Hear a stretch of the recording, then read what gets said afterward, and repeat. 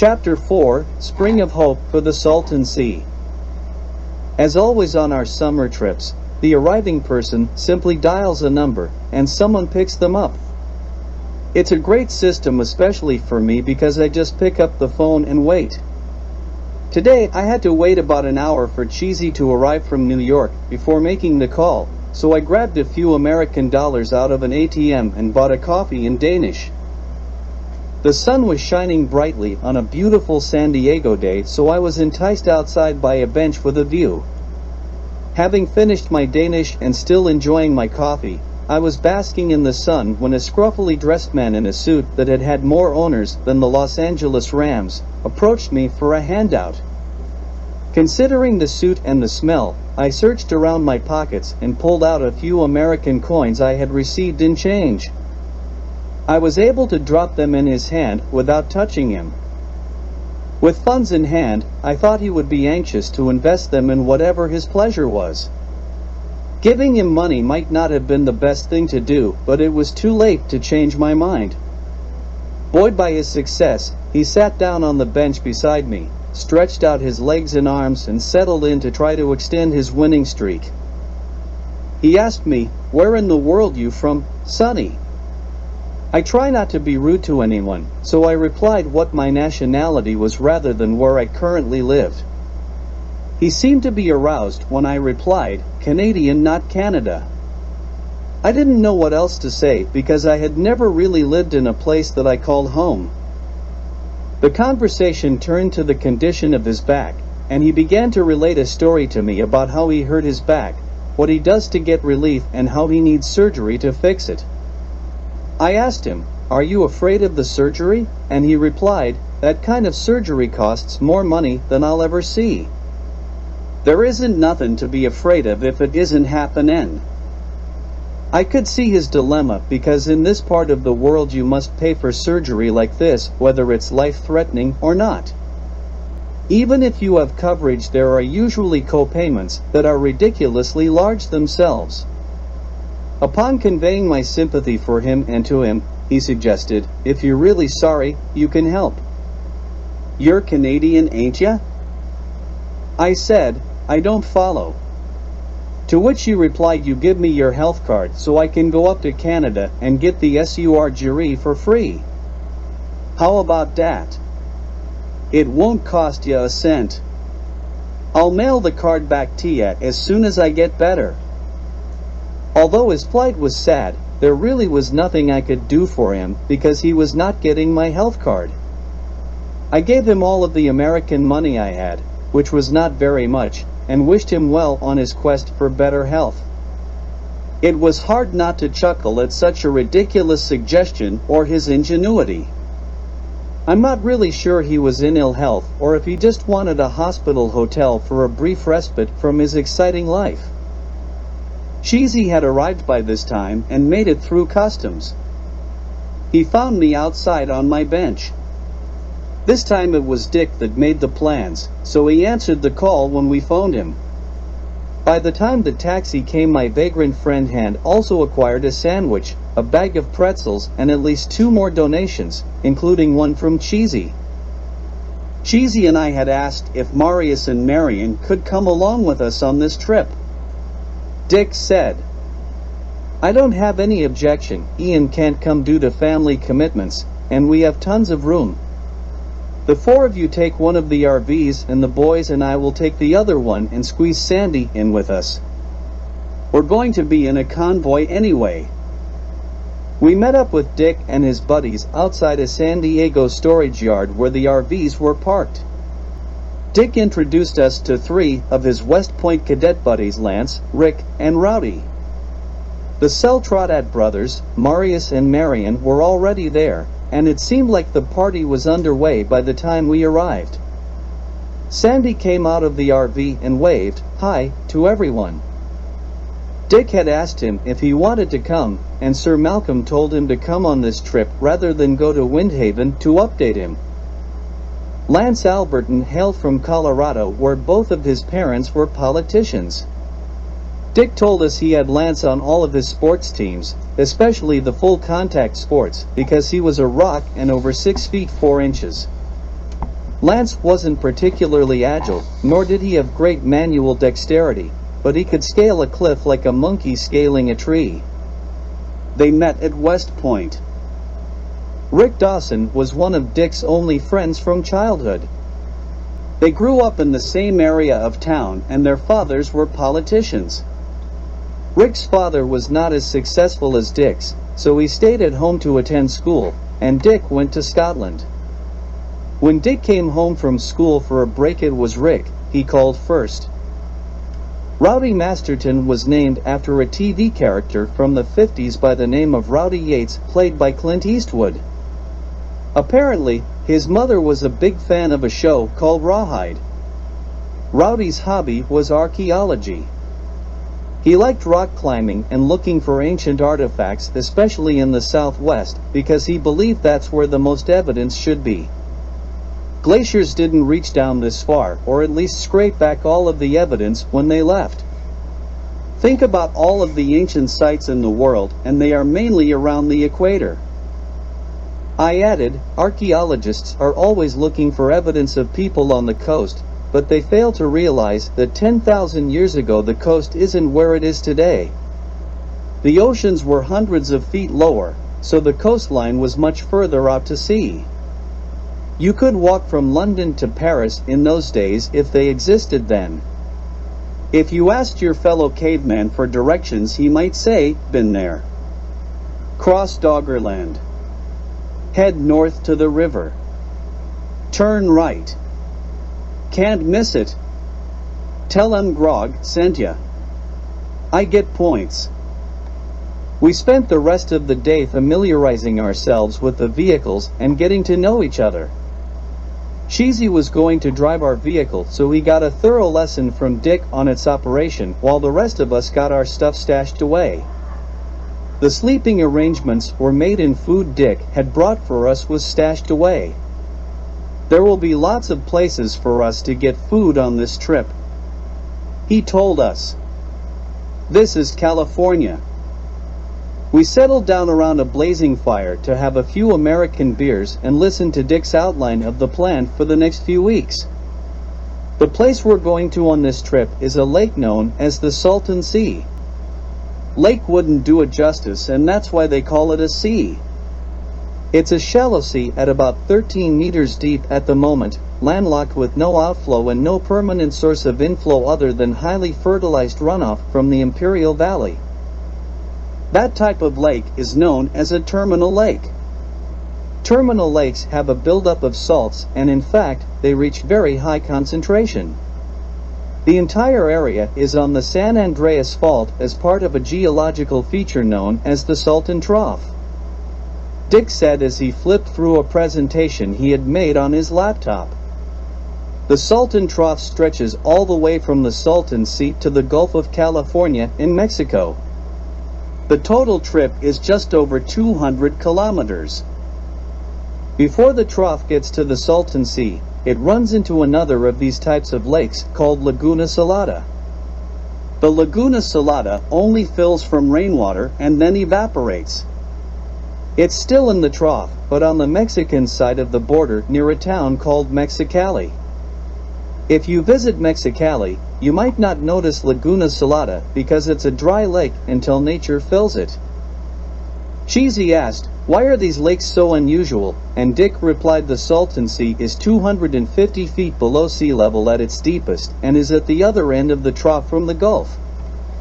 The Laguna Salada is only 50 and lies in between.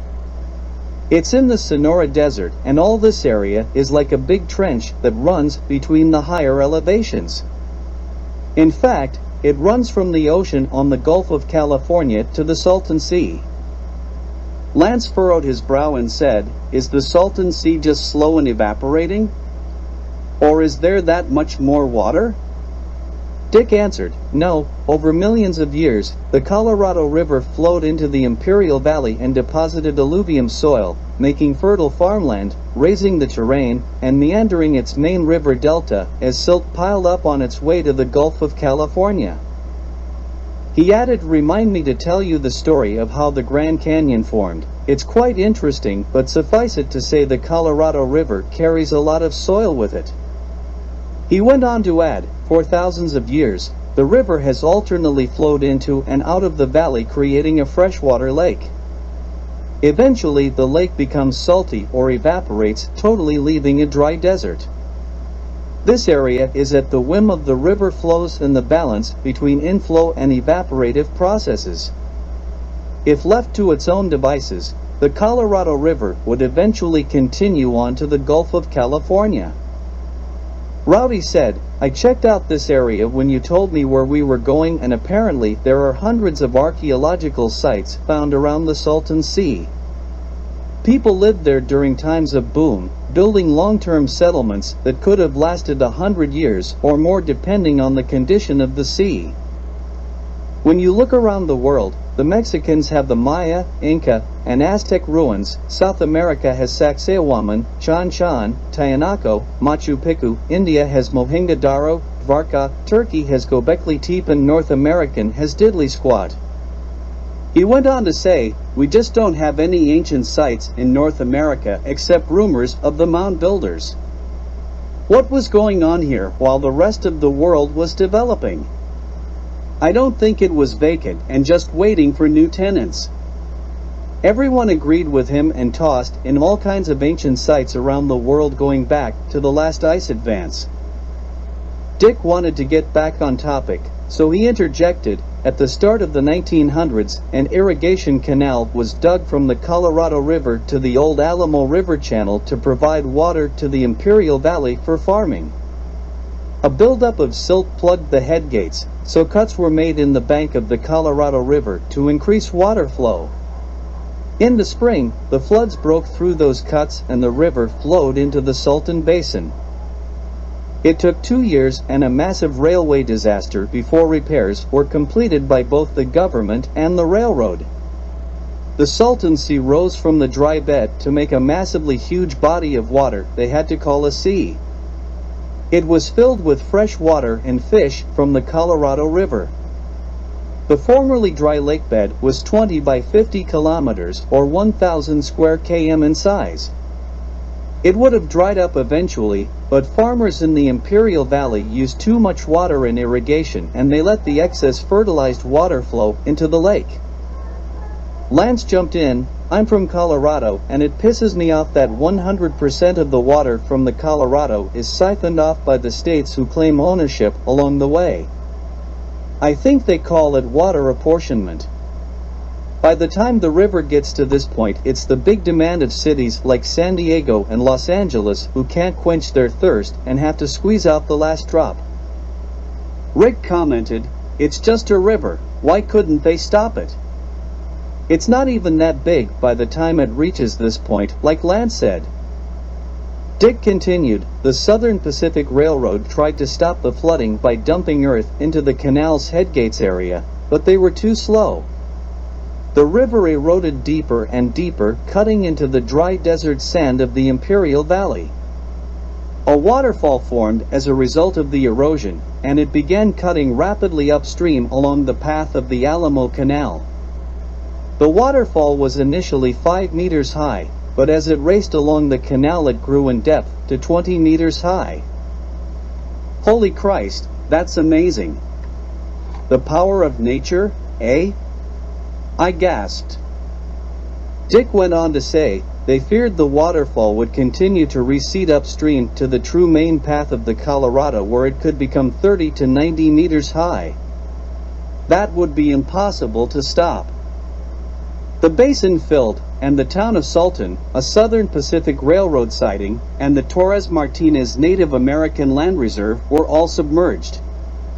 Part of the tribe's reservation exists at the northern end of the lake. Palm Springs or Palm Desert, not bad addresses. Rick added. Marius quipped, that's quite a story, Dick, but just a history lesson to this point. To which Dick replied, oh, it gets better, my Moldavian friend, way better. After we finish here, we'll watch some videos on YouTube that will knock your socks off. In the 1950s and 60s, the area of the Salton Sea became a resort destination. Communities grew with hotels and vacation homes. Movie stars came to play here. Championship fishing tournaments were held as well as water skiing and boat racing. It was the place to be seen. Some of the biggest celebrities in American show business, like Frank Sinatra, Bing Crosby, Jerry Lewis, the Beach Boys, and the Marx Brothers. They named the area the Sultan Riviera, and it even rivaled nearby Palm Springs. The North Shore Beach and Yacht Club opened as the largest marina in Southern California. "That's our kind of place, Marion," Marius shouted. Cheesy said, "It sounds like it's made for us." Another Riviera, and I had to agree. A developer by the name of Penn Phillips led a speculative boom in the late 1950s, buying and selling thousands of acres on the lake's western shores. That's where we're going because he abandoned Sultan City without explanation in 1960. Phillips left behind houses, sewers, roads, and even street signs. In 1976 and 1977, tropical storms destroyed marinas and resorts that were in economic decline. Environmental catastrophes, rising salinity, and a receding shoreline pushed the tourism pendulum past its pivot. For years after that, the Imperial Valley farms kept pumping contaminated farm runoff into it, and that promoted an outbreak and spread of diseases. Die-offs of the avian populations occurred, and after the loss of several species of fish on which the birds depended, 2 more pendulums flipped their pivots. Salinity rose so high that large fish kills occurred, filling the beaches with their rotting carcasses. I thought that's going to put me off fish and chips when I get back to Oxford. The lake continued to shrink as local agriculture used water and pesticides more efficiently and less runoff flowed into the lake. Today, the center of all that activity in the 60s, Bombay Beach doubles to about 500 people during the winter months. It's far too hot for people in the summer. Marius said, "That must give the area a real apocalyptic feel.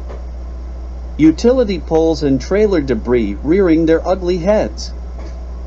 Dick added, "If the lake goes totally dry and the lakebed becomes exposed to wind patterns, they can send toxic dust clouds into the Los Angeles area.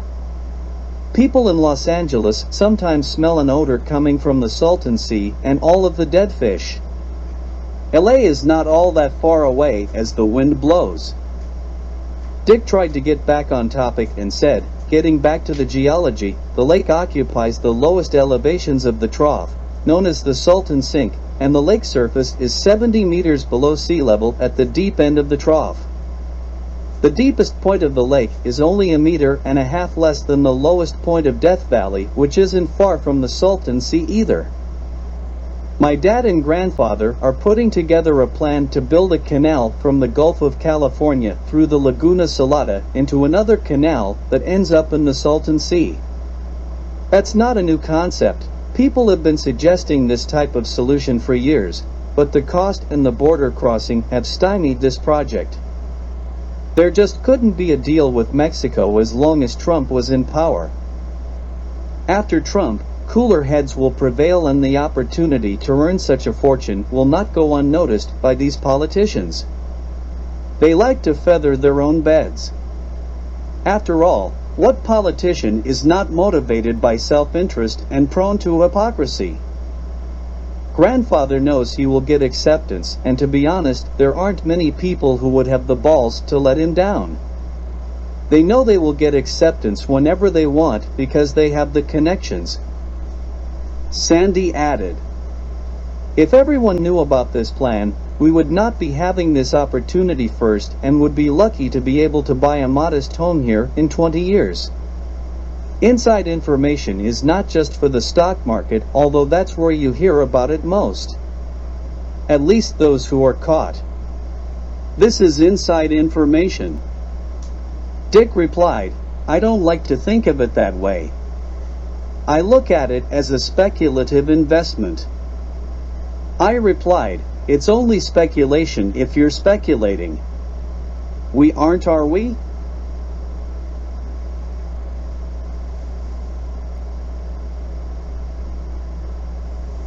Cheesy interjected, "Is it speculation if you know the outcome of the horse race or sporting event? Things can always go wrong to make sure things fail." "Is it a sure thing then?"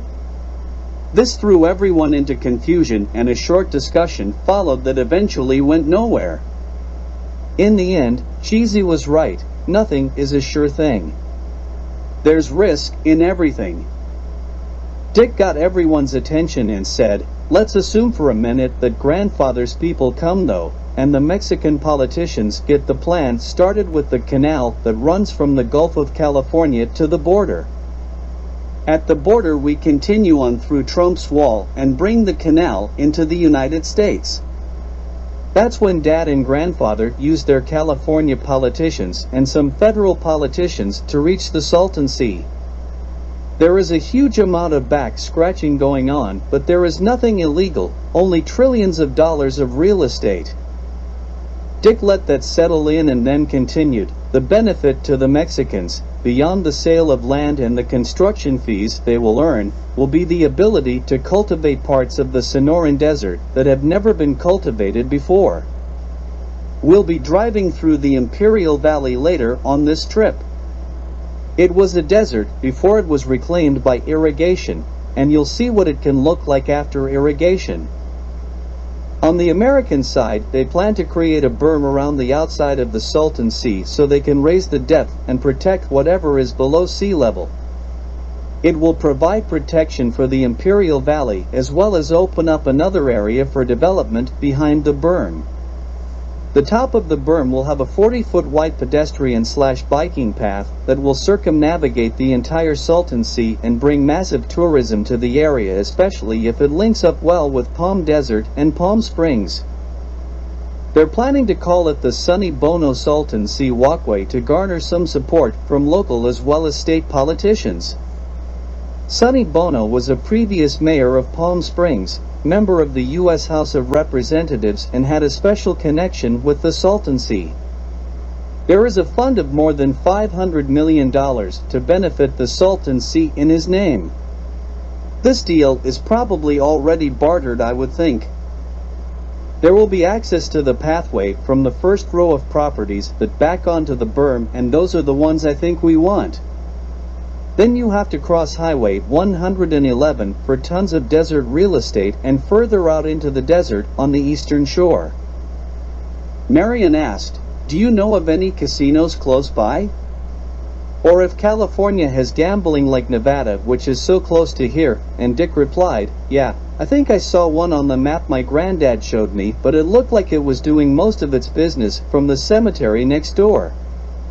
It's on the western shore, I think."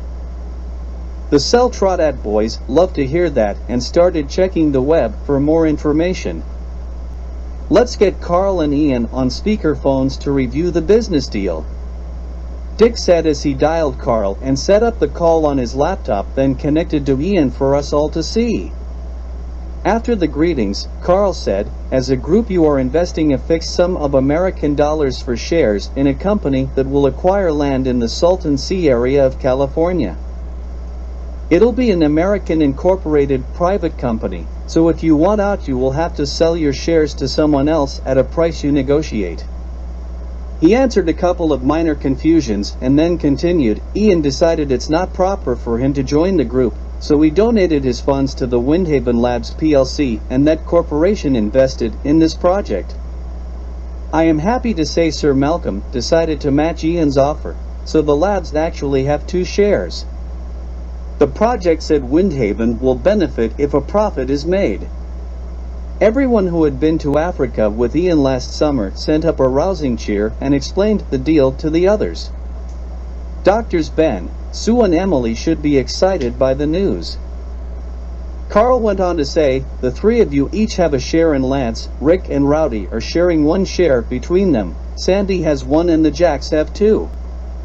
The 10th share will be purchased by me. I will be joining you in this venture, as you are all aware." Cheesy asked, "How much land do you think we can buy with our total investment?" Carl replied, I've been looking at local real estate prices, commissions etc., so I know the costs, but the bottom line is the actual sites you pick are going to be what affects the price. I'll be in contact with you gentlemen every day, so I'll let you know when you are running out of investment cash. Consider this, if the land you are looking at is just raw desert, then you can buy an acre of it or buy a ticket to a regular season San Diego Chargers football game. Carl and Ian signed off and we sat around chatting with each other and finishing off another case of American beer. By the time the last of us drifted off to bed that night, a faint flicker of dawn was rising over the desert. Eventually we rolled out of bed mid-morning and migrated back around the fire pit with our various breakfast selections and extra-large coffees. Most of the guys spent some time this morning combing the internet for information about this area. Some information was just facts or trivia, while other information was more intriguing. The Laguna Salada is Spanish for salty lagoon, and it lies 10 meters below sea level in the Sonoran Desert of Baja California, which is Mexico. Someone said, it's also notorious for dust storms when it's dry. The thunderstorms in the summer whip up clouds. It only takes a big rainfall to fill the lagoon, which is approximately 60 kilometers long and 17 kilometers at its widest point. Cheesy pointed out, Dick said his dad was going to deepen it. For boat traffic to go through the canals and reach the sink is going to require considerable depth.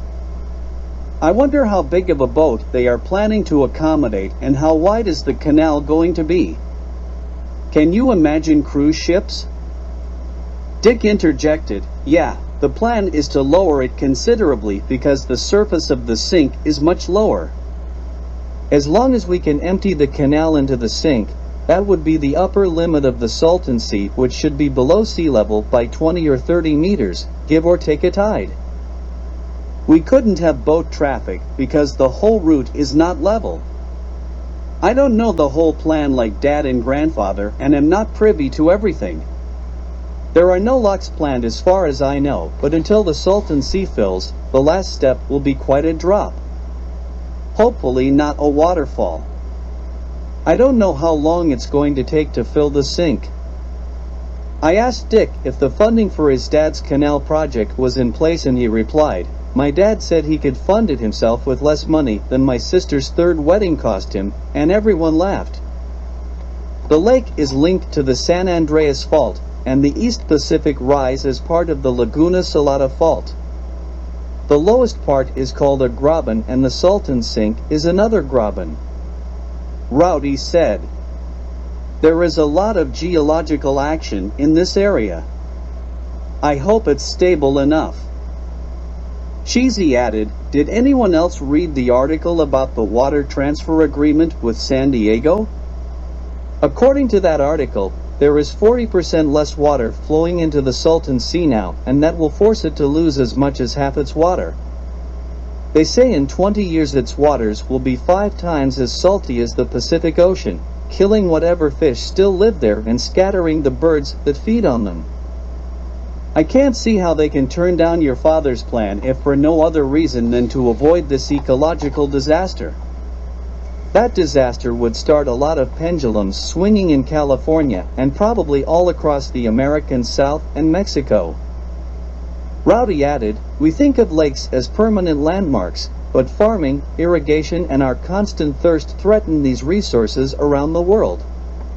Terminal lakes like the Salton Sea, with no natural drain, are particularly vulnerable to human greed and incompetence. There are several of these types of lakes around the world. Iran's Lake Urmia, which shrunk by almost 90% in 30 years. Africa's Lake Chad is 90% smaller today than it was 50 years ago, and Kazakhstan's Aral Sea has been practically wiped off the map. These were all disasters that affected those who could least afford to be affected. Great human hardship follows these types of events. Can we prevent that? Rick added, there are so many reasons to preserve these places for the human life they support, the avian flyways they connect to, the fish populations to feed humans, and the irrigated land to produce more food. If they aren't maintained, then windstorms will create caustic dust storms from the playa at the bottom of the lakes, and on such a huge scale they'll do more damage than Chernobyl. I like this plan, Dick. I'm all in. We all agreed and joined in with, let's get started. I thought to myself, do massive good, don't harm others in doing it. This must be part of my epiphany. Am I hurting anyone? We piled into our respective RVs once they were packed up and secure, then headed south to the Gulf of California. Dick thought our journey should follow the water, so we had best get to where the water was coming from to begin our journey. At Tecate, we crossed the Mexican border and could have taken either Highway 3 to the main route through Mexico or Highway 20 and hook up with Highway 5 to travel down the Baja Peninsula until we got a view of the Gulf of California. This route took us past Mexicali on the way, so we knew we would be able to view the Laguna Salada twice as we went to the coast and back. It took less than 2 hours to get to Mexicali, and as we drove south, we could look across at the Laguna Salada. As Dick had predicted, there was really nothing to see. Laguna Salada's cupboards were bare. The only difference between the trough and the rest of the desert was scrub brush and bushes, but, in the trough, it was barren. I guess it would return to the desert if it dried out and all the playa was blown away. A couple hours along Highway 5 gave us our first views of the Gulf of California. This water was going to flow from here to the Salton Sink. Rowdy stuck his head out the window and yelled, "Next time we're taking a boat." The area around the Gulf was desert, totally devoid of people and animals at this time of day due to the heat. I wondered why they didn't try to desalinate the water and irrigate this part of the desert right next to the Gulf. Maybe it's a cultural thing and they're fishermen this close to such an abundant supply. Perhaps I'll understand more about this part of the world as the journey goes on. This world is different from my world in so many ways. We reached San Felipe, a town on the Gulf of California in the Mexican state of Baja California. At his point, we were 190 kilometers south of the United States border and in the greater municipality of Mexicali. It wasn't difficult to find a place to hook up the RVs within walking distance to the Gulf. San Felipe was a small town with less than 20,000 people, but could add another 5,000 when Americans invade the area during spring break and Memorial Day. Dick told us the Bay of San Felipe is only 3 meters above sea level. At low tide, the water can recede as much as 2 kilometers.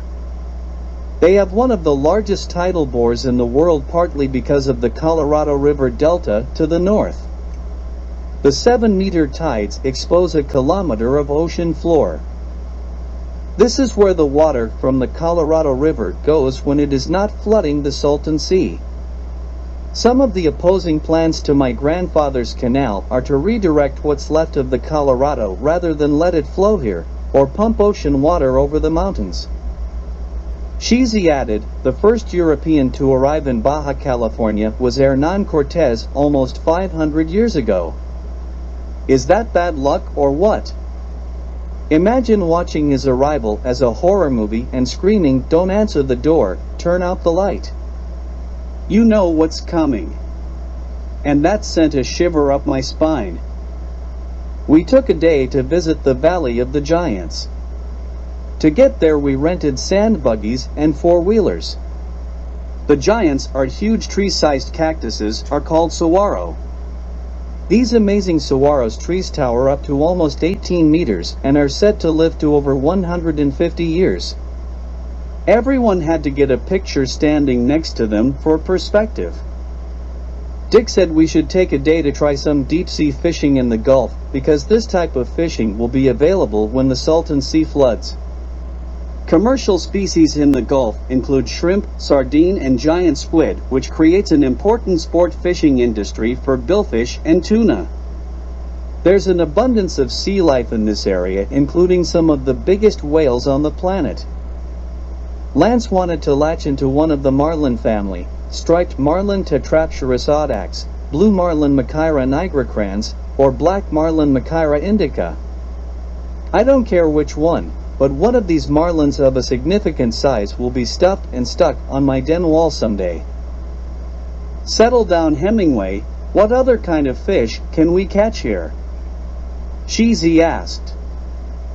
I told them I had read on the internet, you can catch mahi-mahi coryphena hipparus, which are very tasty, or yellowfin tuna Thanis albicars, which make great tuna steaks.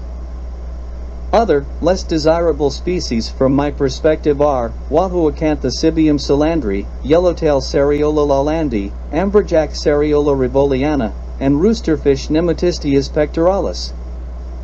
Rowdy added, if you want to sit in the boat and fish for bottom feeders, there are lots of snappers, groupers, and triggerfish. When the time came to go on the expedition, Dick, Lance, Rowdy, Rick and Cheesy decided to go while Sandy, Rick and I remained and explored the local town. Lance didn't get his big marlin, but they did get some excellent tuna that we cooked on an open fire that night. Mexican beer was a perfect complement to the seafood buffet we had. The next day we headed back through Mexicali on our way to Highway 111 in the United States and crossed the border at Calexico. Once on the American side of the border, we picked up Highway 111 again, but it was called the Imperial Valley Pioneers Expressway by the locals. Squares and rectangles of crops as far as the eye could see were only broken by the occasional storage unit for rent or were RV parking areas. We passed through El Centro and eventually made our way to Brawley, where we pulled into a mall parking lot to stretch our legs. The population of Brawley was about 25,000 citizens who were needed to support the cattle and feed industry, so they hosted the annual cattle call rodeo. Lance told us. We all agreed to have a Jack-in-the-Box burger because we'd been watching their commercials on the internet and having a great laugh, mostly at the Jack's expense. This was the first time I'd been inside one, and unfortunately, I didn't encounter a breakfast fairy or get to bungee jump with Jack. I did, however, get to have a sirloin steak melt with the one-eyed Jacks. Cheesy and I had thousands of promotional opportunities for the Jacks with the Jack-in-the-Box Corporation. I would outline one of mine ending with the Jack saving Jack-in-the-Box's life while keeping the recipe safe, and then Cheesy would outline one where the three of them fight a supervillain trying to steal a child's meal. The Jacks took it in good stride and eventually bought into the scenarios and contributed a few of their own. In their stories, Jack-in-the-Box usually gets his ass kicked before they save him. Going through Brawley showed us what desert looks like when you irrigate and plant crops. For most people, this is a better use of land than being 3S, as Dick calls it, snakes, scorpions, and sand. A quick stop at the local Walmart to acquire items Dick needed for the RVs also garnered us a few groceries, some tarps, and beverages. Rick picked up a couple solar-powered fans. These are freaking awesome. You only need the fan when the sun is out. These don't even need batteries to store power. We continued on Highway 111 to Calipatria, just 20 miles north of El Centro, with a population of about 7,000 citizens, which included 4,000 inmates at the Calipatria State Prison. At West Sinclair Road, we took a short side trip to the Sonny Bono Bird Sanctuary just because we had been talking about Sonny the night before and his name was going to finance some of the development. At the end of the road, just past a small building, we caught our first glimpse of the Salton Sea. It was visually quite nice from this perspective, but it had a peculiar odor that made us look like we were posing for Ian's family portrait. Nyland was the closest town to a place known as Slab City. After World War II, the Marine Corps Camp Dunlap training facility was torn down to the concrete slabs that were the floors of the huts. It was left abandoned by the government, and eventually homeless Vietnam vets gravitated to the area. The government didn't bother to remove them and in fact turned a blind eye. More people joined them over time from all parts of the United States, and the community grew. Today it's called the last free place in America. And it just may be that if your view of freedom is not paying taxes or breaking laws you don't like or having the opportunity to consume the drug of your choice. Are these things synonymous with freedom? I guess it depends on your perspective. Anyone can go and squat in Slab City.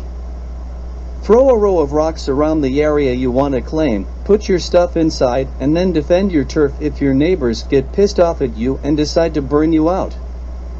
Creative areas have grown up within the community such as East Jesus, Darkside, Camp No Filter, the Bike Shop, the Hostel, the Range, and so on, where like-minded people group together and offer each other some minimal level of security. Salvation Mountain, not part of Slab City, is visible on the road to Slab City. Call it a mountain covered in paint and decorated with Christian symbols and slogans and you would have nailed it. This was the work of one man until he died a decade ago and is now survived by dedicated volunteers. We decided to come back and take a look at Slab City if we had the time or interest, but for now, we continued on Highway 111. We headed towards Bombay Beach on the eastern shore looking for our first choice pieces of real estate. Sandy was explaining the layout of the sea and where we might consider buying our properties. Firstly, we should look along the eastern shore in the Bombay Beach area because in the videos I watched of the 60s, this seemed to be the center of the Salton Sea entertainment world. I'm concerned about the elevation though. I think with the berm running all around the sea we should look at some places on the western shore in Salton City where some infrastructure has been built, the casino area and the beach club area, although again the elevation may be an issue. Dick noted, the northern shore is primarily what's left of the reservation and is protected land, so we can ignore most of that. That's the area that leads to Palm Desert and Palm Springs, so Highway 111 may offer some good opportunities. The southern shore is in the Imperial Valley and the Sunny Bono Bird Sanctuary. Sandy added, I'm looking forward to walking along the berm through the bird sanctuary on a bright sunny day. I had a dream last night that I was enjoying a meditation on the berm with the sun overhead, the bird sanctuary behind me and the vast Salton Sea blowing a salty breeze on my face. Dick, I could see you there too. And Dick replied immediately, I'll have me some of that. Traveling along the eastern shore, all of the area to the right of the road was desert stretching to a canal and beyond to the steep cliffs. There was about 6 km of sloping land that elevated to craggy rock formations that jutted out from the ground like a wall. These types of areas are where Palm Springs and Palm Desert are built, deep into the canyons. I said to Lance, these craggy structures would make great rock climbing places if you lived here, eh? And he readily agreed. Walk out your back door and have those to climb? Awesome! Dick's 3 friends used the word awesome anytime and every time something was better than mediocre. I wondered what adjective they would use if they ever saw one of the One-Eyed Jack's performances. We passed the Nylon Marina Road which led down to the sea but was mostly barren and available real estate. Sheezy made a left at Pope, the next turn which would take us down to the Bombay Beach area. Bombay Beach was a rectangle of streets at the edge of the sea. Currently our understanding was that this should be the hotspot on the Salton Sea, although others may consider the western shore the better opportunity and build there. We're getting the first look at the area and have to look at it like urban planners as well as urban entrepreneurs because we can't buy it all. The American investors may go to the western shore for the casino and beach club. When I mentioned that to Marius, he said, "You're right, so bring the casino over to Bombay or wherever we are." To which I replied, "You've been doing your homework." He and Marion had called Uncle Sandu last night and had him look into gaming licenses in California and Nevada. In addition, Uncle Sandu was looking into the company that owns the casino. And yes, I did ask him if it could be moved if it were purchased. Marion said, We have to make the east side better than the west side if this is where we decide to invest." He said to invest, but I think he was almost going to say live. Looking back toward the Imperial Valley, only barren desert was left to block our view. I began to consider larger cities that had already developed. They develop in a method that suits the people that live there and what the climate is best for. We have the advantage of knowing about the berm, but there are so many other factors. Marius informed us, "What you need, my friend, is retrospect." How many times have you heard people say, "I wish I knew what I know now then," and we all replied, "For sure." To which Cheesy added, "Deja vu, man." Marius went on to say, "The problem with retrospect is that when you are employing it, you must take a leap of faith and believe you have it." Sandy added, "The tomorrow you worried about yesterday is today." A look was exchanged between the Celtradates and Sandy that both Cheesy and I noticed, but said nothing as Marius continued, "Yes, very much so. At any rate, if you could close your eyes and look down on the Sultancy 50 years from now, what would it look like?" Marion added, "That's where it will go after everyone gets through pushing it in the direction they want it to go. The Sultancy pendulum has already begun swinging just by our being here." Sandy noted, "Too far in the future and there may be nothing here to see. A wasted journey or a warning?" And I added, "This may be a coastline to the Pacific if Senior San Andres finds fault with what happens here." Cheesy asked, "Computers are about logic and my computer wants to know how you can avoid the principle of causality that says an effect cannot occur before its cause?" Marius noted, "Since ancient times, precognition has been associated with trance and dream states, one voluntary, one involuntary. You know our sister Darla. She can use skills of prophecy, fortune-telling, second sight, and waking premonitions to entertain our circus clients." Cheesy said, "Sometimes instances of the future appear in your dreams. Perhaps Cthulhu has been talking to Nye and sending us messages from our ancestors. I guess that's only for Kikuyu, or perhaps just someone with enough vital force." I added Aristotle believed most so-called prophetic dreams were mere coincidences. He also said that if you were receiving messages in your dreams, it was more likely you were reaching forward rather than someone reaching back. I think he was just pissed off after a bad night at the roulette table. Marius recalled a book from home and told us, "I read a book in our library that was published by a missionary named Father P. Boylat in the late 1800s, but I'm not sure where his travels took him."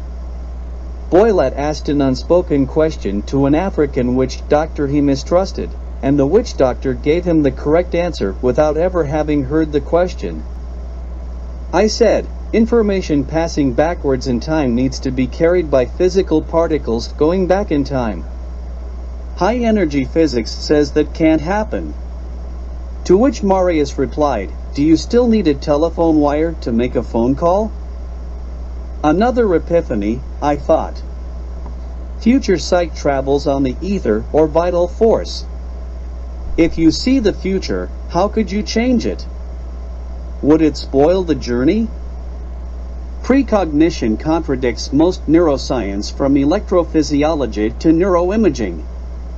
New discoveries like quantum retrocausality might suggest a possible mechanism for recognition. I thought perhaps this would be something Dr. Emily might be interested in. Marian added, "Our sisters Krista and Magna have trained to conjure up false memories of visions that occurred before the actual event, plant thoughts so that people think it was their idea or do a little after the fact matchmaking. If you plant the idea and wait long enough, they will make it a self-fulfilling prophecy. Sometimes it requires a smell to accompany the suggestion. The girls are also trained in hypnotic effects so their idea can quickly become your idea. If you ever meet our sisters, I will have to teach you how to block hypnosis or they may have their way with you." Sandy said, sages from the past like Nostradamus benefit from self-fulfilling prophecies because most of his predictions need some supporting nudges. A ruler born near Italy, could be Napoleon, Ferdinand II, Hitler, or no one, take your pick. Marius added, there are many cultures today and over the centuries around the world where people believe they or someone else had the gift of foresight.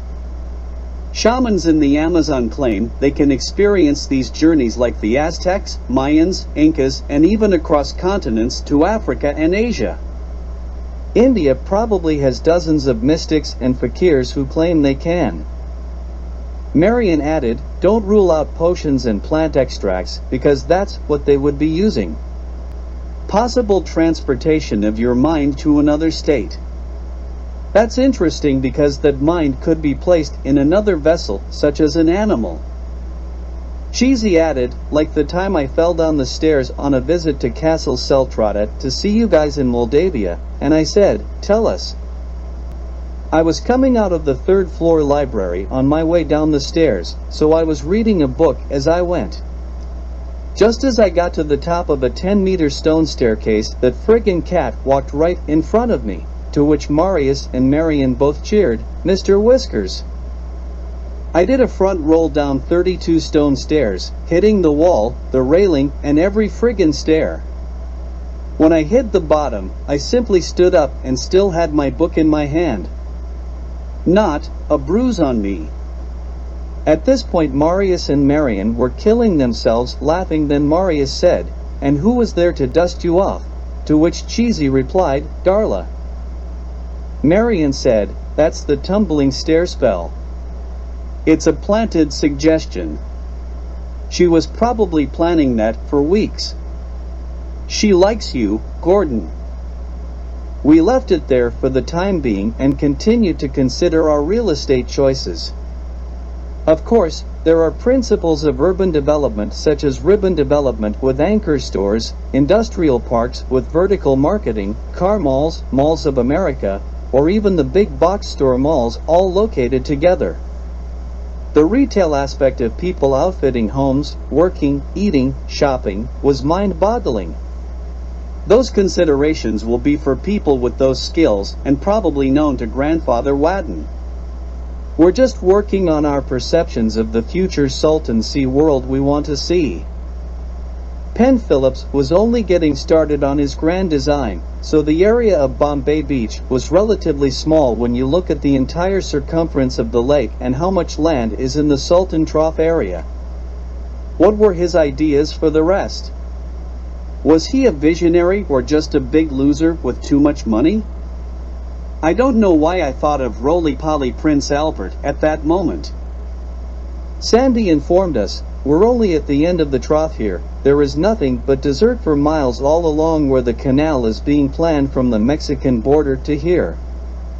The Mexican side has no development either, and there may not be as many ready investors there as there are on the American side. Especially with the backing of Dick's father, grandfather, and all his cronies, not to mention their business associates, relatives, and other politicians, and for that matter military. Even if this place doesn't go, it's almost a pyramid scheme of real estate with so many people ready to buy in when the news comes out. Thank goodness we're the first buyers the others will be buying from. It seems like all of Highway 111 was built at the 200-foot level, so the berm will always be to the left of it on the eastern shore. I have to switch between meters and feet, Fahrenheit and Celsius here in the US. That would leave all of the land between Highway 111 and the berm potential target real estate protected by the berm. Far too much real estate is available for us to buy even at desert distress prices, so picking the prime will be important. I talked to Carl on the phone, and we went over these strategies. His concerns were about where things would be built and the laws in the United States regarding construction, real estate, taxes, and more. I think I would call Carl a worrywart, but that would probably stress him. I told him Uncle Sandu was also looking into business opportunities for the Seltradats and may be a source of information. Bombay Beach is directly across the water from Sultan City, and they are about halfway down each side of the sea. East side, west side. To call Sultan City a city is a bit futuristic even for Penn the developer. A huge development 50 times the size of Bombay Beach with streets laid out in groups and circular patterns is a huge white elephant. Carl advised me to only consider things above the 100-foot mark above lake level because anything less might have to be filled in to shore up the berm. That land would be expropriated by some level of American government for potentially less than we pay for it.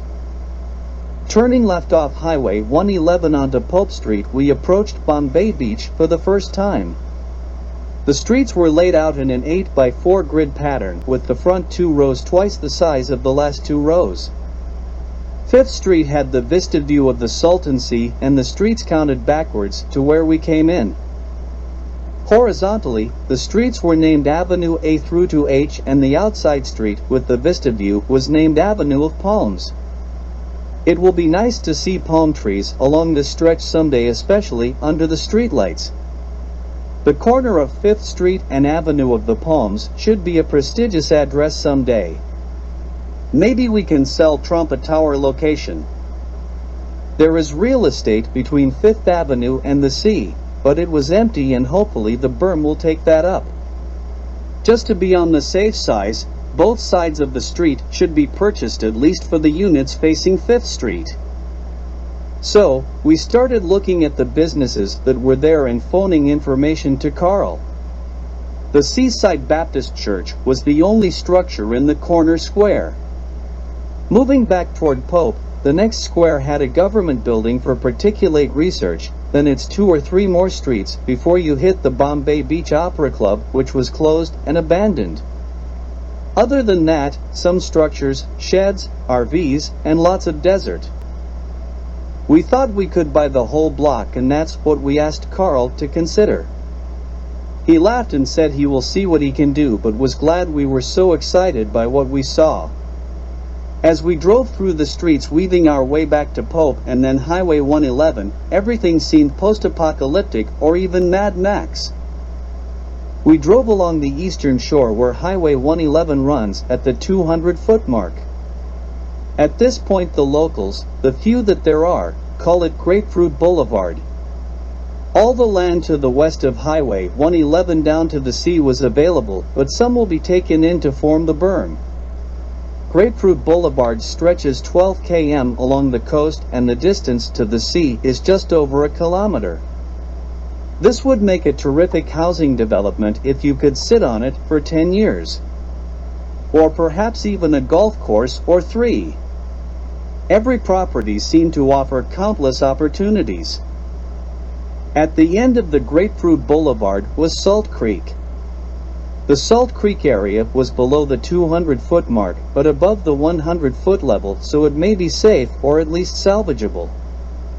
The same goes for the North Shore Airport. At less than 200 feet, the airport doesn't look like it would represent too much of a loss. The other occupant of the North Shore was the reservation. We turned south along the western shore on HWY 86 until we reached the Desert Shores. Desert Shores was a grid about the same size as the Bombay Beach site, but it's residential and partially inhabited even now. In this area, we focused only on the frontage to the sea at 100 or more feet. It seemed a bit confusing to be talking in feet, but in the United States, everything was based on the imperial system. This area is going to need the berm to be shored up on both sides. Holt Avenue, California Avenue, and Eddy Avenue were all the vista views, but if we could stand on the shore now, where is the shore when 7 times the water fills the sea?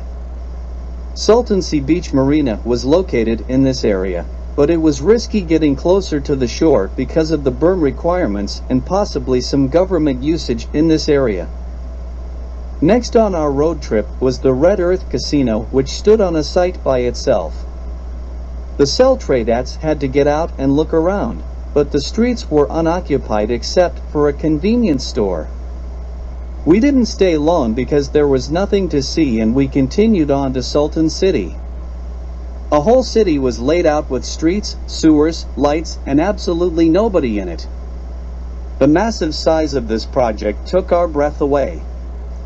All the streets were empty lots except in one of the satellite cities that ran off Treadwell where a small population of people lived, but it was not full by any stretch of the imagination.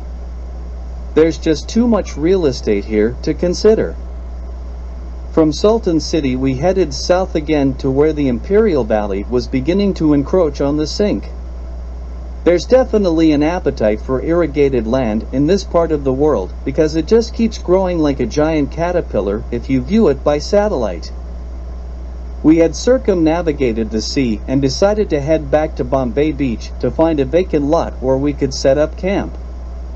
There was no one around to kick us out, and it was unlikely anyone would care enough to with a million other places they could go. Marius said, "Let's spend the night at the corner of 5th Street and Avenue of the Palms and enjoy the view that we will someday sell to Mr. Trump." We headed over with the RVs and parked them at right angles to provide a protected view of the sea. Scavenging for firewood, we set up our camp overlooking the Salton Sea from what was going to be the best address on the strip. To celebrate, the Jacks brought out some toys from the RV, 2 whips and a practice ball thrower from their act. It was a smaller version of the one I saw them use at the circus. Everyone sat around the fire in the pitch dark and watched Marius pull out his whip and walk to one side of the ball thrower. Marion took a position on the other side and said, "This unit only throws 2 colors and 1 size." He threw Cheesy a remote control and told him to set it to 10-second intervals and 5 minutes for 2 players. "You say go Cheesy." The rest of us cheered them on or engaged in some goading and perhaps trash talk. Cheesy said go and pressed the button. The balls started popping out of the machine and were thrown about 5 meters in the air. Marius snapped his whip and took out the first one. Our American friends had never seen such a thing and were gobsmacked. When they recovered, they stood up and cheered with glee. A blue one came out and Marius snapped his whip to tie the score. Crack, pop, crack as one ball after another came out. As the score changed, everyone started cheering and hollering.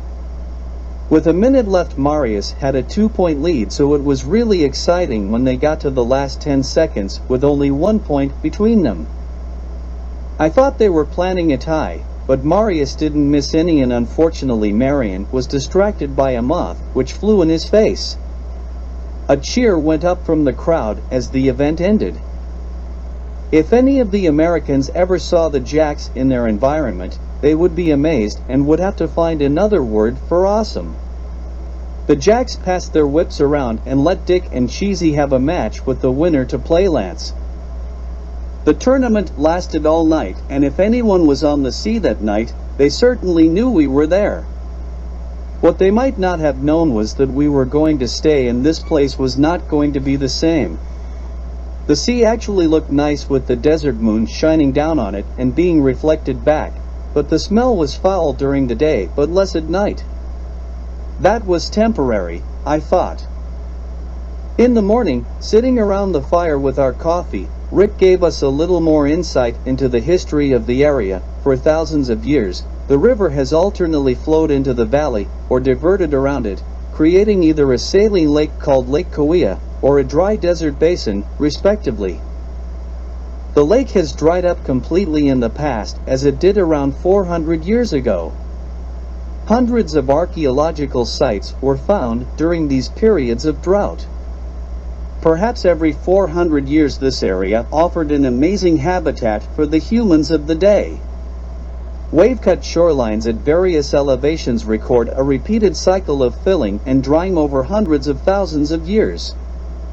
Lake Kauai, as the Salton Sink area was known then, once covered over 2,000 square miles, or 6 times the area of the Salton Sea.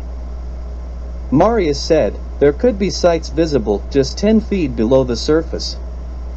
The water is actually pretty clear. Cheesy told him, "I'm not going in there." Marion jumped in, "Let's get some canoes," and he and Lance took a trip into the Walmart on bicycle and got them to deliver 4 fiberglass canoes and the required life jackets to our camp.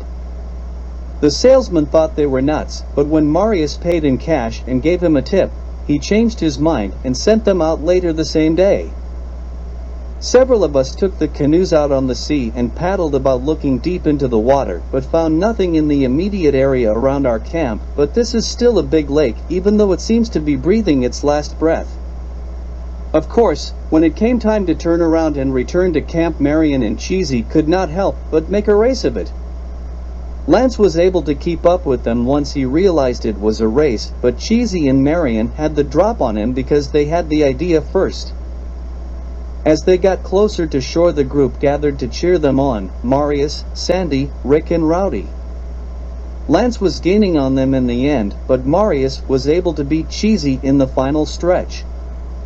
There were 2 or 3 more races along the coast before sunset and the big barbecue we were having for dinner. Everyone was getting comfortable with the desert life and sitting around the fire at night under an unbelievable sky where so many things were moving about. Many times, the conversation came back to the jacks. Cheesy informed us that if we wanted to buy a Jack in the Box franchise, it would cost us $50,000 for the franchise fee, and we would have to pay the corporation 5% of our gross sales and contribute another 5% of gross sales to an ongoing marketing fund.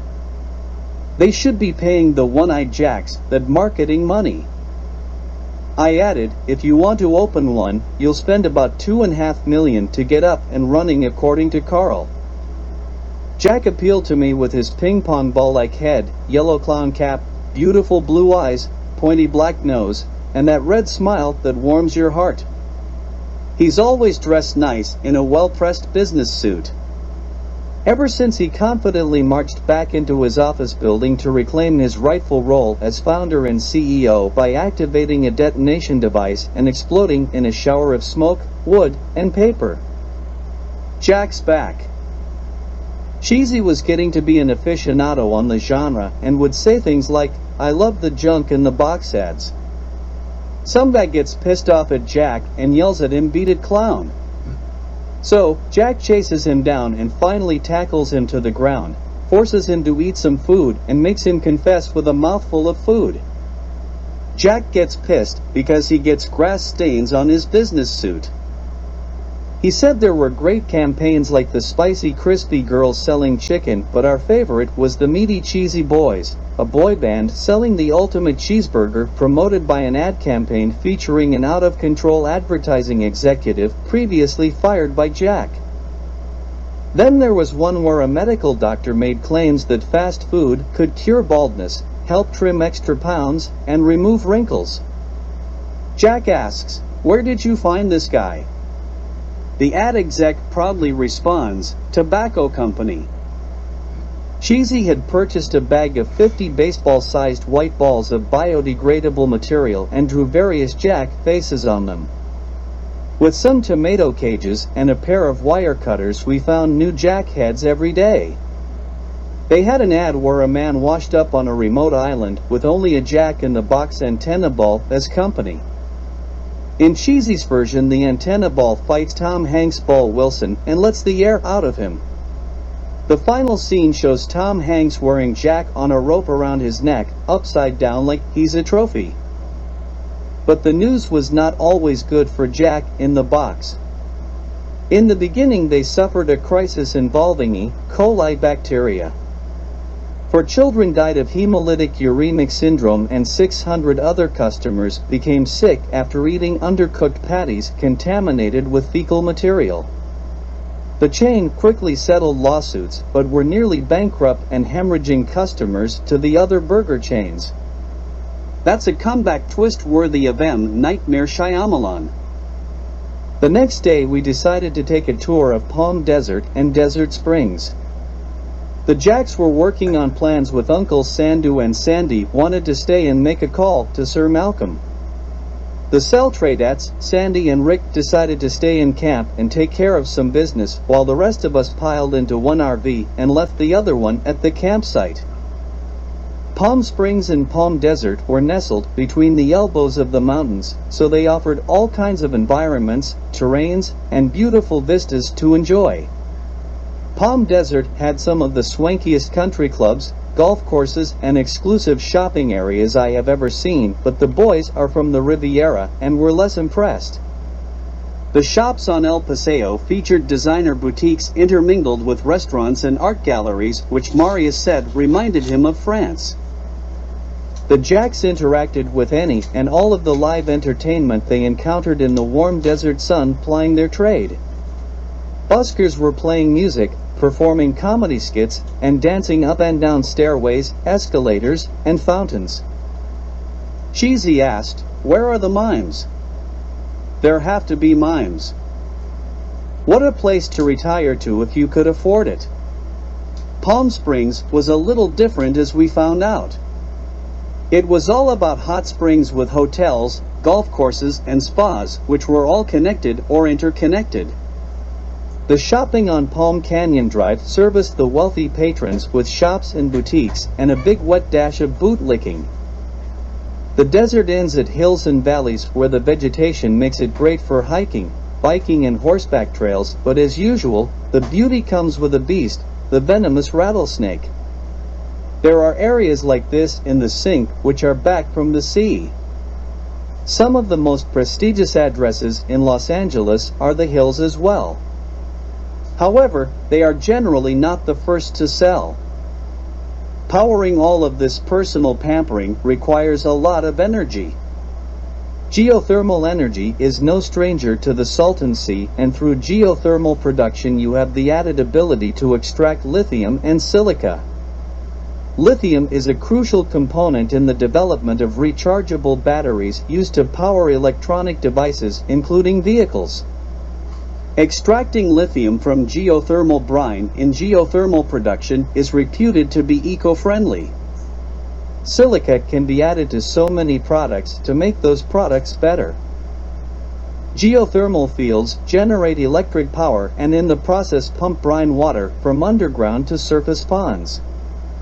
Evaporation removes most of the water, quickly leaving silica waste as the residual product.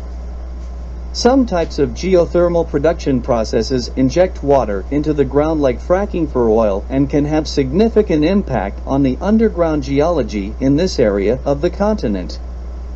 Even though he was an oil man, Dick didn't have nice things to say about fracking. Dick got the great idea for us all to get bikes when we were in Palm Springs looking at all the trails. We decided to go back to the Walmart and buy a bunch of ready-built bikes. It only took an hour, and we were loading 9 bikes of varying description, color, size, and quality into the RV. Lance and Rick decided to ride back to camp on 2 of the bikes. We tried to get the same helmets as a joke, but unfortunately, they didn't have that many of one type. Our camp was starting to look bigger and better every day. The RVs were now parked in more permanent locations, blocking out the sun. We had a campfire with lots of seating, a food area, viewing areas to look out over the sea, and a rock-built bicycle rack. Several tarps stretched out provided shade during the day and helped funnel the wind where we wanted it. Channeling the wind was Marius' idea, and he brilliantly arranged the tarps so they would keep a constant breeze blowing through the camp all day long. The rest of the area around us would be calm and still, yet you could see Cheesy's hair blowing in the wind inside the camp. At night he would move one tarp and the whole wind movement within the camp would change.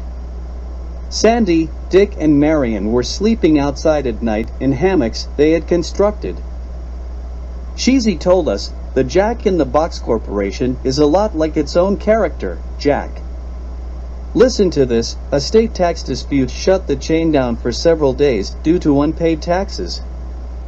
Then, in another article, they're accused of selling horse meat at their international locations, but they don't even have any international locations, they only operate in the US.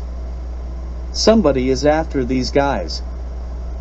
I added, Jack is really misunderstood. He's portrayed as a cunning, evil, lustful, and manipulative bastard. misogynistic by nature, oppressive, arrogant, and exceedingly cruel. I thought if we need anyone to portray Jack in a movie, then Ian's brother Richard would be perfect. In his defense, Marion said, Jack is known to be a highly competitive and pugnacious fighter, especially when challenging the Tin Soldier in a violent struggle with that massive sword of his. Marius added, there's a Jack in the Box secret menu for fans in the know.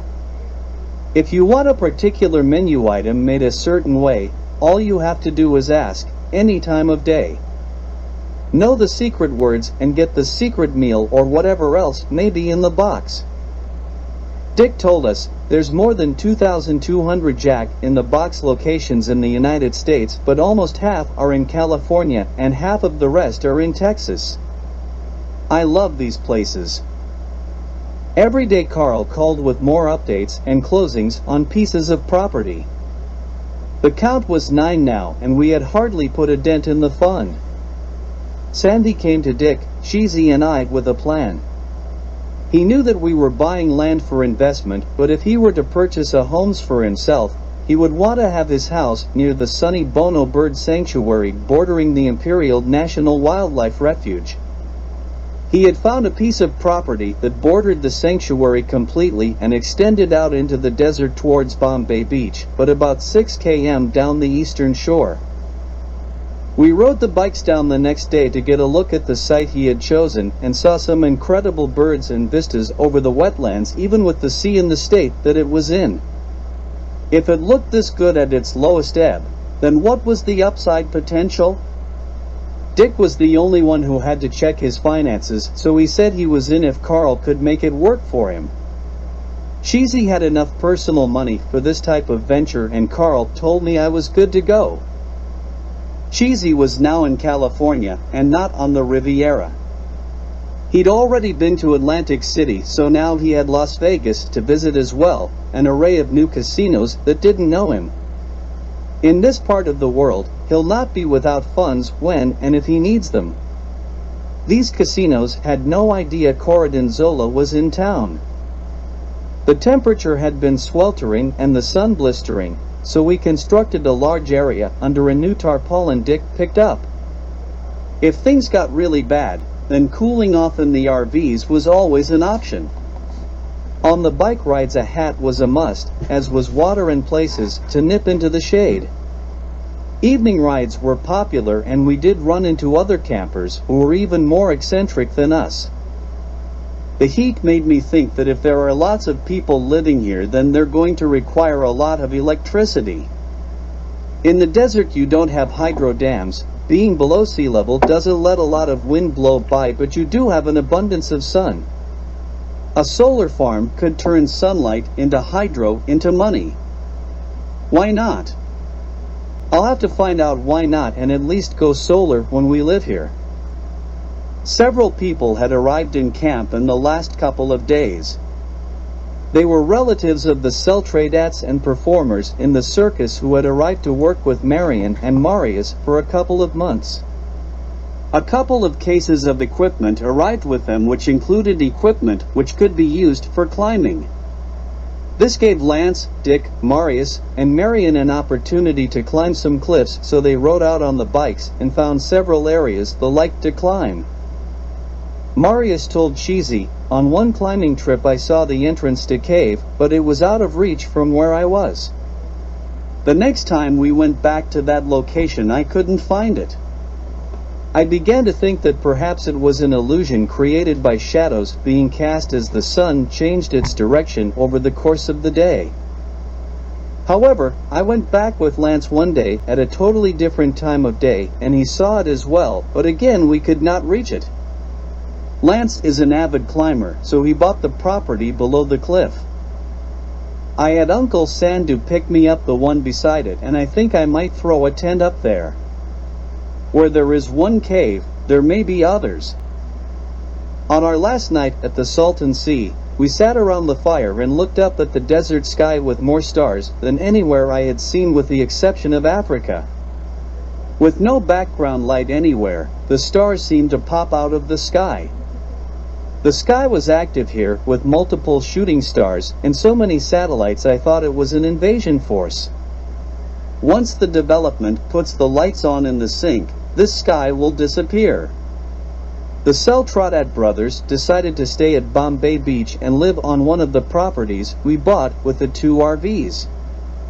They had arranged with Dick to take over the financing on the RVs and planned to anchor them down. It was the perfect spot to work on their act and build some new content. The desert seemed to agree with them, and they wanted to take advantage of it as well as have a break. Las Vegas was only 6 hours away, so they decided to purchase some motorcycles to go with the RVs and bikes. Marius and Marion loved the isolation and the crazy antics of the people they met in this environment. Uncle Sandu was expected to join them for a few months, or as long as tourist visas last. If all else fails, they will enroll as students somewhere. Cheesy was going to see about transferring from MIT to one of the California schools like the University of Southern California, Berkeley, or UCLA. The Jackson Cheesy went motorcycle shopping after we left. The rest of us had to rejoin the world, and Dick and the boys had to rejoin the cadets. I returned to Oxford and found the house in great shape. Errol had made a few improvements that were on our wish list, so it made it easy to settle into the school routine. To achieve my school goals, I had to earn a bachelor's degree in biological science first. Programs in this area concentrated on cell and molecular biology. It's supposed to take 4 years for an undergraduate degree, and both Errol and I are in our 2nd year. Many of our courses are the same, but we do have some elective differences. I wanted to focus on genetic materials rather than general science. There are lots of interesting courses coming up this semester and throughout the curriculum, including organic chemistry, cell biology, structural biochemistry, evolutionary biology, and molecular genetics. I sure could use some tutoring from Dr. Sue and Dr. Ben. After that, I will have to get a graduate degree with a specialization in biological science.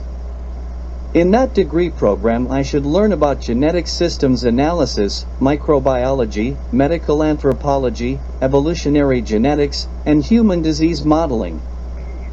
Errol and I both wanted to learn about CRISPR as well. The CRISPR immune system works to protect bacteria from repeated viral attack. It could be the key to the devil's pendulum. Going to school seems like a way of life to me. Many of my acquaintances at this school are anxious to get out in the workplace and get on with their lives. I still have 5 or 6 years of education left. Either I'm a patient person, or being independently wealthy provides one with that patience. Errol said his mom Mary was doing well. Now that she only had Errol's tuition to worry about, she and Uncle Artis moved into a new place that's closer to the cannery and has better access to her bar job near the center of Hobart. A trip home is still not in the cards for another year. I received a call from Ian in late November informing me that Sir Malcolm had passed away, and he gave me details of the funeral. Sir Malcolm was going to be cremated, but there was still a ceremony for his English family. He recounted the story of Sir Malcolm's last night as told to him by Sandy. According to Sandy, Sir Malcolm seemed agitated most of the day by things that would not normally bother him. He was just not his normal self. The evening meal was consumed in silence, and then he went directly to his bungalow, sat on the floor cross-legged, and went into a meditative state. When I checked on him before I retired, he was still in the same position. I placed my hand on his shoulder, and he was ice cold. Waking him just enough to move him to his bed, I covered him in blankets. Sandy told him and then went on to say, I sat with him for a while, and as he warmed up, he began to come out of his meditative state and then entered a delirious state that deeply concerned me. Ian said. Sir Malcolm went on to incoherently babble and become increasingly restless, as if he was battling all the demons of his life at once. After an hour or so of babbling, convulsing, and raising his arms, Sandy said he let out a big sigh and slipped away. "His funeral is in London next week. Will I see you there?" I replied, "Of course." But the words got caught in my throat as they came out, and I fought back tears for a man I knew for only a brief period, but that had touched me. Ian added, "I'll let Cheesy and Dick know. Dick's short on leave because of your long trip this summer." Ian was right, and only Cheesy could make it. At the funeral, we met up with Sandy and had some time to speak to him. Apparently in the will of Sir Malcolm he had left his English estate to a Havelock on his father's side and let him carry on the title of Lord. There were many in India who had an impact on Sir Malcolm's life, so much of his estate was distributed amongst various monasteries, shrines, temples, and individuals. Sir Malcolm left Ian's father a large section of land adjacent to Windhaven that he purchased in 1965 when Ian's grandfather repurchased Windhaven. In addition, he left a small annual stipend to the Windhaven Labs plc. To Sandev he left his father's home in New Delhi, India, and all of its contents, including sufficient incomes to maintain it in perpetuity. To Ian he left his own home in India under the same conditions. Ian had been to India as a child, but barely remembered Sir Malcolm's home because there were so many beautiful estates in that part of the world if you're British. Right next door there could be some horrible places if you are Indian. Sir Malcolm was cremated, and his last wish was to have his ashes spread in a very specific location in India, accompanied by a GPS location. Sandy asked if we would come to India next summer and attend to this task with him. There are many factors that can exert force on a pendulum to set it in motion. Sometimes the force is minor or even insignificant.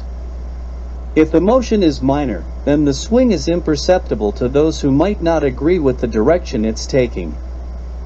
Sometimes the force is major and significant. If the motion is major, then the swing is major to those who might not agree, and they will definitely push back, if they are capable and if they are willing. And of course, there is that one massive input of force that has been building up which can send the pendulum past its pivot with no opportunity for response. There is no other single factor, outside of nature, that can deliver that overwhelming force than insider knowledge. Insider knowledge provides momentum-built force released all at once like a dam bursting. It's like walking into a door for the outsider. People believe inside knowledge only refers to the stock market and is reserved for the Martha Stewarts of the world. If you have knowledge about a company and that knowledge is not accessible by the public, then you have insider knowledge. Consider a merger with your brother-in-law's company or the company getting a government contract from your Uncle Bob that will have a significant impact on the value of the company. You are said to be on the inside. Inside knowledge can be part of everyday life when you consider it simply having knowledge that someone else doesn't. When Cheesy counts cards, they call it cheating because he knows the next card that's coming up. I think that's inside knowledge, and they're just pissed off they aren't on the inside. When a police officer waits behind a tree at the bottom of a hill where he knows people accelerate, is that insider knowledge or entrapment? When a hunter drives prey towards a cliff, he knows the fall will kill them, is that insider knowledge or survival? When a student has the answer sheet for the exam, is that insider knowledge or cheating? Trip this summer. Ian was right, and only Cheesy could make it. Newton's first law tells us an object will not change its motion unless a force acts upon it. And that's how the apple got Newton's pendulums moving. Chapter 5, Spring of the Indian Tiger. Everybody's first time in India is an overwhelming of the senses. That moment you exit the plane and take in a nose and lung full of India is a test. If you can remain standing, amidst all those sensory inputs, you're a better man than I am Gunga Din. Perhaps I didn't fall, but it sent me for a good wobble. Landing in New Delhi was the first step in another epic journey I'd been looking forward to from my first shot in the arm. Sandy sent me a number to call when I arrived at the airport, so I picked up my bag and looked for the nearest exit. I was already feeling claustrophobic and overwhelmed by the heat, which made me think this is going to take some getting used to. A car approached and I could hear the driver honking profusely and trying to get someone's attention standing next to me, or maybe it was me. It seemed everyone was trying to get my attention. Finally, I found the fellow who was signaling me most earnestly and scrambled into the back of his car. Identities confirmed, he was immediately on the horn and on the move. Opportunity waits for no driver here. We were all meeting in New Delhi at Sandy's house, which was the home of Sir Malcolm's parents, Lord Andrew Havelock and Lady Amanda Havelock. Battling traffic in India is no simple feat when everyone has the right of way and is in a bigger hurry than you are. If you don't need to drive, it's best not to and try to ignore it all by watching the amazing sights pass by. Sandy's home was in the Vasant Vihar neighborhood of New Delhi, where more than 50 foreign diplomatic missions and embassies were located. It was just dusk when the car pulled into a rhododendron-lined driveway and stopped under a covered pillared entrance. Sandy came through the front door to greet me, and I picked up my bag and we entered the house. Vasant Vihar is next to the diplomatic area of Chanakyapuri.